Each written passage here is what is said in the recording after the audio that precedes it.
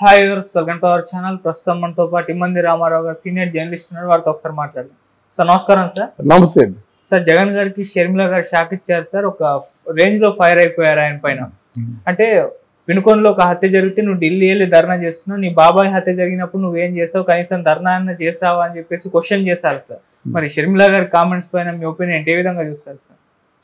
నా ఒపీనియన్ అంటే 100% కరెక్టే. ఎందుకంటే వివేకానంద రెడ్డి హత్య జరిగినప్పుడు చంద్రబాబు నాయుడు గారు పాలక వర్గంలో ఉన్నారు, అంటే రూలింగ్ పార్టీలో ఉన్నారు చంద్రబాబు నాయుడు గారు. మనం అపోజిషన్ పార్టీలో ఉన్నాం. ఇటువంటి సంఘటన జరిగితే మనం చేయగలిగినటువంటి మన చేతిలో ఉన్న ఆయుధం ఏమిటి? నిరసన, ధర్నా, రాస్తావు రోకో, ఎంతటి వరకైనా వెళ్ళిపోవచ్చు మాట. ఇంకా బాగా రక్త సంబంధీకులైనట్టయితే మా ప్రాణాలు పోయినా విజయసాయి రెడ్డిని ఎవరు చెప్పారో చెప్పినంత వరకు ఊరుకో అంటారు.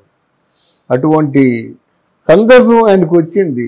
ఈరోజు షర్మిలమ్మ అడిగిన మాట 100% యథార్థం. అప్పుడు చేయాలి ధర్నా ఒకటి. రెండోది ఏంటంటే, ఇక్కడ వినుకొండలో ఒక హత్య జరిగింది. దాని తాలూకు పూర్వాపరాలు తెలుసుకోకుండా తిన్నగా వెళ్ళిపోయి ఏదో వాళ్ళు ఓదార్చి రావాలి. ఒక విధంగా నువ్వు చెప్పినట్టుగా మనం ఆలోచించినట్టయితే వినుకొండలోనే జగన్మోహన్ రెడ్డి గారి తాలూకు మొదటి ఓదార్పు. ఆ ఓదార్పు అనే పదానికి అర్థం వచ్చేలాగా చేశాడు. మళ్ళీ బయటకు వచ్చిన తర్వాత పంచాయతీ ఏమిటి? వెనక పార్థివ దేహం అంటే ప్రాణం పోయినటువంటి శవం అక్కడ ఉంది. దాని ముందు ఈయన పంచాయతీ పెడతాడా? దాని ముందేమో గవర్నమెంట్నేమో దుయ్యబడతాడా? ఏం జరిగిందని దుయ్యబట్టావు. నీ మాటల్లో ఏదైనా ఒక నిజం ఉందా? ఏదైనా ఒక్క నిజం చూపించండి. అలాంటిది ప్రజల్ని తప్పుదో పట్టించడం కదా. నువ్వేదో మొత్తాన్ని డబ్బులు తెచ్చుకున్న వ్యాఖ్య జగన్ జగన్ నడుస్తుంది. అరవడం కోసమే డబ్బులు తీసుకొస్తావు. అది ప్రజలు గమనించలేనటువంటి పరిస్థితిలో లేదు. కాదంటే ఎక్కడంటే కొంచెం ఆందోళన పడ్డారు మాలాంటి వాళ్ళు. ఏమిరా ఇలా చేశారు అని ఒక ఆశ్చర్యం కలుగుతుంది. తెలుగుదేశం పార్టీ వాళ్ళు మళ్ళీ వీళ్ళు కూడా హత్యా రాజకీయానికి వెళ్ళకూడదు కదా అని కొన్ని క్షణాలు బాధపడిన మాట వాస్తవం. తెరా చూస్తే వాళ్ళిద్దరి మధ్య కుటుంబ కలహాలు. ఇద్దరు వైసీపీ పార్టీ వాళ్ళే. వీళ్ళేమో ఒక లాడ్జీలో బీరు బాటిల్తో కొట్టుకున్నారు, తిట్టుకున్నారు, గాయపడ్డారు, అన్నీ అయిపోయింది. ఈ జనం అందరూ ఎప్పటి నుంచో ఎక్స్పెక్ట్ చేస్తున్నటువంటి సంఘటన ఏమిటంటే, ఇప్పుడు ఈ వైసీపీ పార్టీ రషీద్ ఎవరు ఉన్నారు కదా, ఆయన చేతిలో ఆపోజిట్ పార్టీ ఆపోజిట్ వ్యక్తిన చనిపోవచ్చు, లేదా ఆయన చేతిలో ఈయన చనిపోవచ్చు. కుటుంబ కలహాలు, కక్షలు, కార్పణ్యాలు, కుట్రలు ఇవన్నీ అన్నిటి మధ్యనే కొనసాగుతూ వస్తుంది. ఈరోజు వైసీపీ పార్టీలో ఉన్న వ్యక్తి వైసీపీ పార్టీలో ఉన్న ఇంకొక యాక్టివ్గా ఉన్న వ్యక్తిని చంపాడు. దీన్ని ఇంత అడ్డగోలుగా మార్చేసి ఏదో మసిబూసి మారేడికాయ చేయడం అనుకుంటే అది ఊరుకోదు. అది సత్యమైతే అది ఎప్పుడు ఒకే మాట మాట్లాడవచ్చు. అసత్యం చెప్పినట్టయితే 1 గంట 2 గంటల్లో తేడతెల్లం అయిపోతుంది. ఈరోజు జర్నలిస్టులు స్టింగ్ ఆపరేషన్ చేయడం మొదలుపెట్టారు. పోలీసు వర్గం ఎంత పని చేస్తున్నారో జర్నలిస్టులు కూడా ఇంచుమించు అంతకు మించి ప్రాణాలు తెగించి పని చేస్తున్నారు. ఈరోజు నిజాలని నొక్కిపెట్టి ఉంచాలనుకోవడం వాళ్ళ తాలూకు భ్రమ. నిజం ఒకరోజు కళ్ళు కనిపించకుండా చేయగలము, రెండో రోజు తెలిసిపోతుంది అన్నమాట. ఇది ఎలాగ ఉంచినట్టయితే ఇంకా పట్టుమని 50 రోజులు కూడా కాలేదు. పట్టుమని 50 నువ్వు ఎలా ఇస్తావు పెన్షన్లు అన్నాడు. మరి పెన్షన్లు ఇచ్చి చూపించాడు కదా. దివ్యాంగులకి ఎలాగ ఇస్తావు అన్నాడు, చూపించాడు కదా. అయితే ఇటువంటి పరిస్థితుల్లో గవర్నమెంట్ ఎలా నడుపుతా ఉన్నాడు, నడిపిస్తున్నాడు కదా. ఆయన 1వ తారీఖు పెన్షన్ అంటే జూలై 1వ తారీఖున పెన్షన్ పడిపోయింది, అయిపోయిందా. తర్వాత ఏంటంటే రెండో విషయం ఏంటంటే మచిలీపట్నంలో 60,000 కోట్లకు ఆయిల్ రిఫైనరీ ప్రాజెక్ట్ అంటే అదైపోయింది. మూడోది ఏంటంటే భోగాపురం ఇంటర్నేషనల్ ఎయిర్పోర్టు భోగాపురం అంటే మరి ఉభయ రాష్ట్రాల్లోనూ ఒకే చోట ఉంది ఇంటర్నేషనల్. తెలంగాణలో ఉంది, ఆంధ్రప్రదేశ్కి ఒకటే ఇంటర్నేషనల్ ఎయిర్పోర్ట్ అన్నారు. అది అయిపోయింది, ప్రారంభం అయిపోయింది, పనులు జరుగుతున్నాయి. ప్రారంభం అవడం కాదు, పనులు జరుగుతున్నాయి.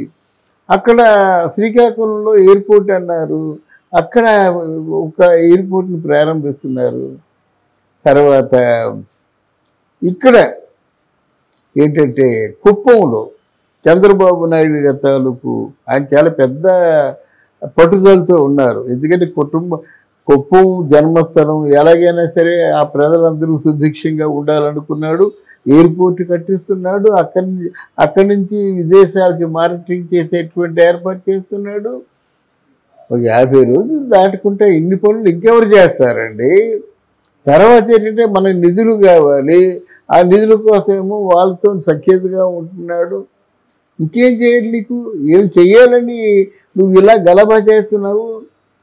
అందువల్ల ఇది కేవలం తర్వాత ఏంటంటే 40 రోజుల్లో 36 హత్యలు ఏంటండి, దోపిడీలు ఏంటండి, దుర్మార్గాలు ఏమిటండి? నువ్వు అనుకుంటే అయిపోతాయా? నువ్వు అన్న మాటలను నిరూపించుకోకపోతే అది కేసు బూమరాంగ్ అవుతుంది, తిరిగి వచ్చి తనకే తగులుతుందన్నమాట. ఆ విషయాన్ని గ్రహించకుండా 24వ తారీఖున నేను ధర్నా చేస్తానంటే మరి షర్మిలలాగే ఎంతోమంది అడుగుతారు కదా. మరి ఈ తాలూకు తెలివితేటలు నీ బాబాయ్ చచ్చిపోయినప్పుడు ఎందుకు లేవురా? నువ్వు ఎందుకు రోడ్డు మీదకి రాలేదు? ఒకటి. తర్వాత ఏమో సిబిసిఐడి చేత ఎంక్వైరీ చేయమన్నావు, తర్వాత అవసరం లేదన్నావు. ఇన్ని పిల్లి మొగ్గలు ఎందుకు వేసావు? ఎందుకంటే ఇది ప్రజల తాలూకు ఆవేదనని నేను చెప్తున్నాను. నాకు ఏ పార్టీతో సంబంధం లేదు, కానీ ప్రజలు ఎలా నలిగిపోతున్నారు. 5 సంవత్సరాల పరిపాలనలో కూడా ప్రజలకి ఒరిగింది? నీ పథకాలు ఎవరికి కావాలయ్యా? ఎవరికి కావాలి ఈ పథకాలు? నిరుద్యోగులు ఎంతమంది అంటే పేరుకుపోయినారు. అలాగే గంజాయిని ఎంతమంది మామూలుగా అంటే సిగరెట్లు కాల్చినట్టుగా గంజాయి తినేస్తున్నారు. హత్యా రాజకీయాలు పెరుగుతున్నాయంటే నీ పుణ్యమే కదా ఇదంతానా? మరి ఇవన్నీ సంస్కరించాలంటే టైం పడుతుంది, కనీసం 6 మాసాల పీరియడ్. నువ్వే అంతకుముందు అడుక్కున్నావు కదా. నువ్వు ప్రభుత్వంలోకి వచ్చిన ముఖ్యమంత్రిగా మొదటి స్పీచ్ ఏంటంటే, నేను 6 మాసాల్లో జగనన్న రాజ్యాన్ని తేకపోతే నడి రోడ్డు మీద గల్లా పట్టుకొని అడగండి అని చెప్పావు. ఆ మాట మర్చిపోయావా? నీకైతే 6 మాసాలా, ఇతరులకైతే 1 మాసమేనా? ఇది ఎక్కడ న్యాయం? ఇందులో ఏదైనా మనం చెప్పుకున్న మాటలు ఒకటైనా సరే ఆయన మీద వేరేగా చెప్పుకున్న మాటలు ఉన్నాయా? ఎందుకంటే ఈరోజు మీడియా కూడా చాలా స్ట్రిక్ట్గా అవుతుంది, అవడం మనకు కూడా కావాలి. కానీ మనకేం కావాలంటే జనంలో చైతన్యం తీసుకురావాలి. ఎక్కడైనా ఎవరైనా వ్యక్తిగతంగానైనా మంచి పనులు చేస్తే వాళ్ళని ప్రోత్సహించాలి. ఓవరాల్గా ఆంధ్రప్రదేశ్ని సుభిక్షంగా ఉంచేలా చేయాలి. కానీ ఇలాంటి చిల్లర మార్గాలు అంటే కోరుకున్నా, దాని చిల్లర బుద్ధుల్ని ప్రవేశపెట్టిన చివరకు దెబ్బతినేది ముమ్మాటికి నువ్వే.